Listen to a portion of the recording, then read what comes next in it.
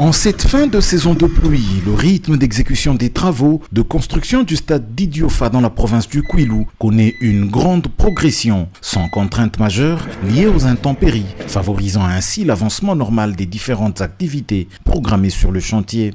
L'entreprise Sinohydro 14, sous-traitant de Cisco SA, a renforcé sa mobilisation en déployant l'ensemble de ses ressources humaines, matérielles et logistiques afin d'assurer une exécution efficace des travaux conformément au planning contractuel et aux exigences techniques du projet.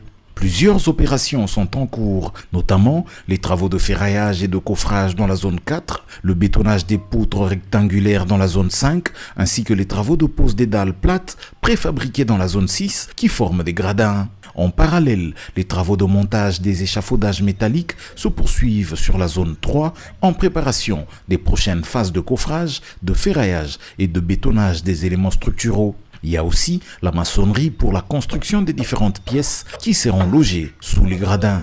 Ces travaux exécutés sous financement du programme sino-congolais font l'objet d'un suivi technique permanent de la part de la mission de contrôle et surveillance de l'Agence congolaise des grands travaux, maître d'ouvrage délégué du ministère des infrastructures et travaux publics sur ce projet. Le but, c'est de garantir le respect des dimensions prévues dans les plans d'exécution, la qualité des matériaux mis en œuvre ainsi que la conformité des procédés d'exécution par rapport aux normes techniques en vigueur.